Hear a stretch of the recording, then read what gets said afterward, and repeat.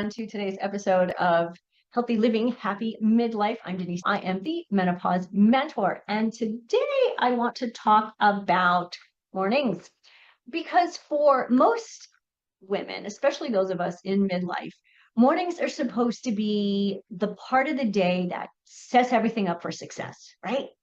We're told an ideal morning. There should be a routine, right? And it's 30 minutes of meditating and journaling, and make sure you do your gratitude practice and exercise before work, stretch, do yoga, go outside no matter what the weather. And somewhere along the line, something interesting happened. I know this happened to me. What was meant to create peace in our life actually started to create pressure, right? And if we didn't follow this routine, we found ourselves feeling guilty, right? By the time you try to fit in all of those things, it feels like the day's already gone. I don't know about you, but I am not getting up at 4 o'clock in the morning unless I am getting on a plane going someplace fun and warm, right? So instead of calm and empowerment, we are feeling behind before our feet even touch the floor, right? Guilty for not doing it or missing something. Mentally exhausted before we even eat breakfast, which, oh, by the way, you're supposed to have breakfast, an hour after you get up, but before you work out. So how does that really work, right? And I understand that deeply. I understand this because I have lived it. I have done it. So a little bit about why this is important to me and what made me think, maybe this is something that everybody else is talking about or struggling with, not just me. But so, yeah, there was a morning not all that long ago when I realized that something just needed to change, right? I woke up, and if I woke up 10 minutes late, I was like, oh my God, I can't get my workout in because I'm 10 minutes late. It's going to put me behind, right? Right. I mean, I didn't even get out of bed yet, and I'm already freaking out about it. In my mind, I had this long list of what a good morning was supposed to look like, right? Again, the meditating, the journaling, the gratitude, the stretch, this, the blah, and all the other things that you may have been told is a good thing to do in the morning, right? But truly, instead of feeling at peace or calm, I felt pressure. It felt like restrictive, like I was failing just as the sun was coming up, right? And I remember sitting on the edge of my bed thinking, how did something that was supposed to be good for me to make me feel better start making me feel worse about myself about. So that morning, I didn't do my routine, right? I did something a little different. I closed my eyes. I took 5 slow breaths, and that was it. No timer, no journaling, no checklist, just breathing. And in those few minutes, something changed, something softened. My shoulders dropped. My mind became quiet. My body felt safe. And when I walked to the kitchen and I poured my coffee, because at this point I was drinking coffee in the morning, not just tea, instead of scrolling on my phone or planning the entire day, I just had a a minute ago. I just held my cup of coffee in my hands. I noticed the warmth, the smell of the coffee, and this is really good coffee. It's Kona coffee, literally from Kona. I noticed the stillness in the room, kind of before the world woke up.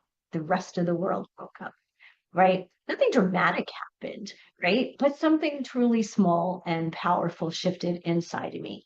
And for the first time in a very long time, morning actually felt like it belonged to me, not a performance or something I had to get right.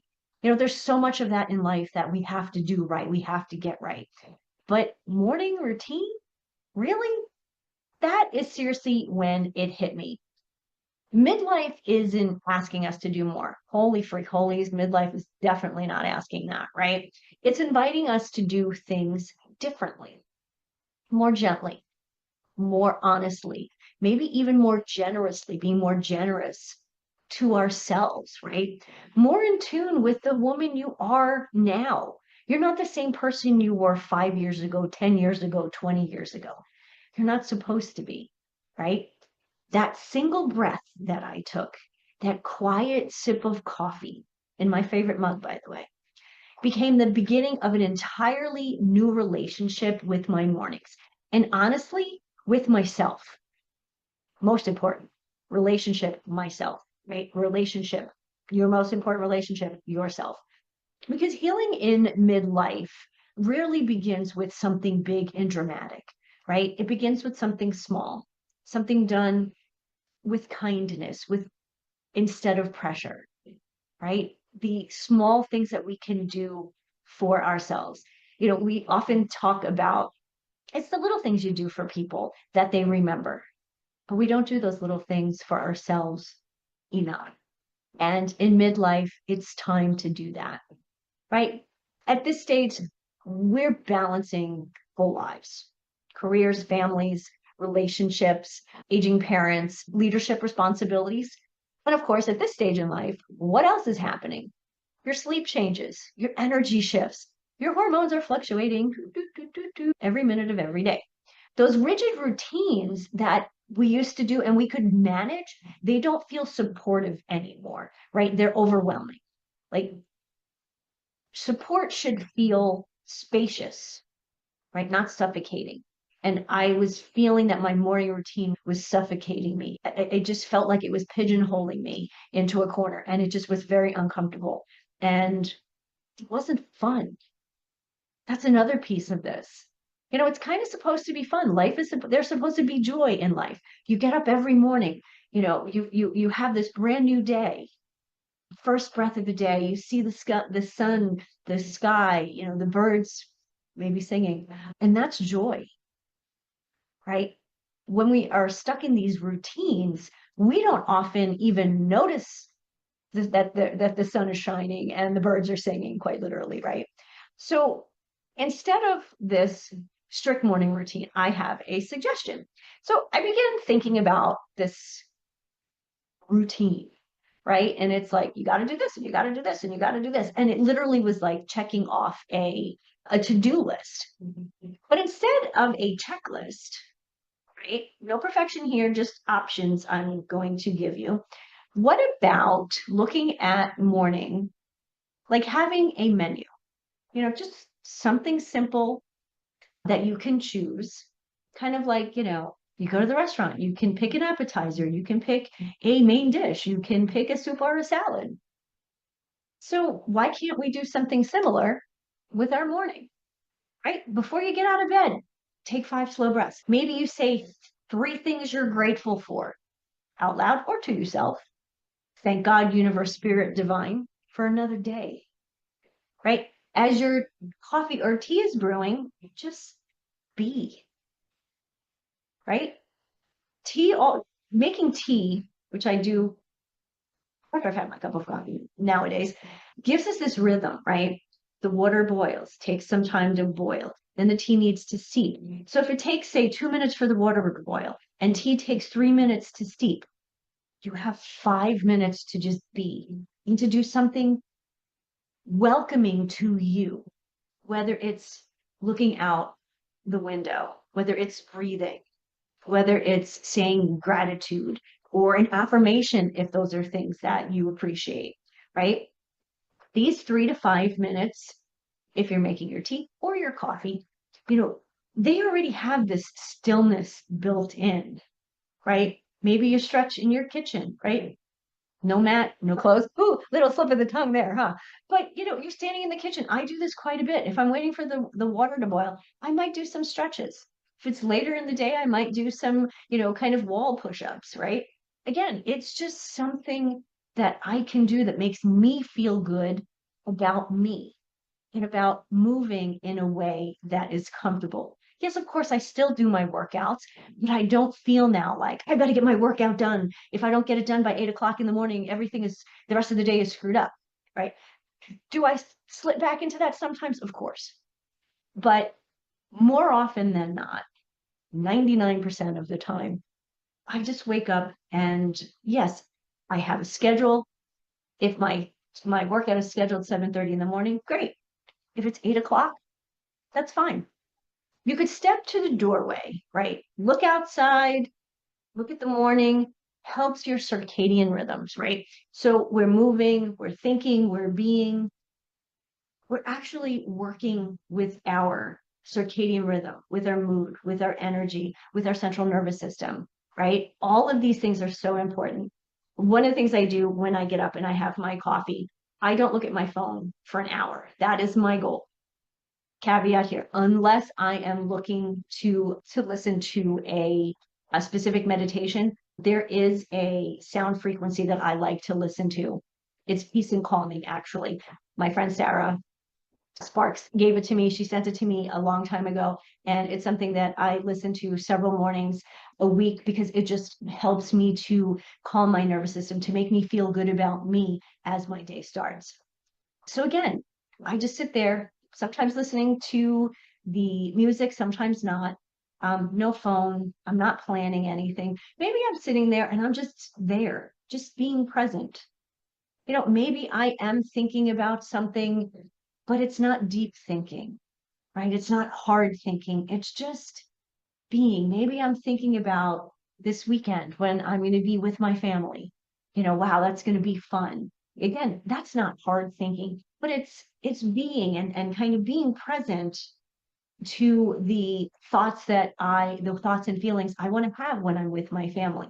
If my mornings are crazy and I get there and again, everything is, busy, I got to get all these things done. Oh, wait, no, I'm away. I'm not going to get all my routine done. If that's the energy, that's not going to be fun for me. It's really not going to be fun for them. So think about that. How does your morning routine affect the people around you, right? The goal of this morning is not about productivity, right? The goal is nervous system safety. And I've talked many times about your nervous system and cortisol and how that affects us negatively in midlife as we're going through menopause, right? This menopause transition, there's a lot going on there. The last thing we need is to have our cortisol, spike at first thing in the morning, right? That's not when we need it to spike. We need it to increase gently rather than jumping up out of bed because you have the alarm. And that to me is like the saber-toothed tiger we always talk about, running away from a saber-toothed tiger. Waking up to an alarm to me is the same thing. That completely sets your nervous system on high alert, which is not what we want. Mornings without pressure, so our cortisol rises the way it's supposed to rise, right? Gently. This stabilizes your cortisol, improves your mood, and your energy just becomes steadier. It's not so sporadic, right? How you enter the morning is how your body, how your nervous system enters the day, right? You're influencing your biology here, not just your behavior. So that's something to really think about. You're influencing your body, your biology, not just your behavior. Okay. So how many successful women do you know? Those of you who are listening, every last one of you, right? How many successful women do you know push, achieve, and do all the things to perform, right? Morning pressure is often just an achievement. Culture is basically putting on us, showing up as quote unquote wellness.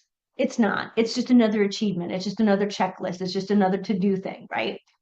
But in this season in life, midlife, menopause, your body wants something different. And I invite you to do something wiser.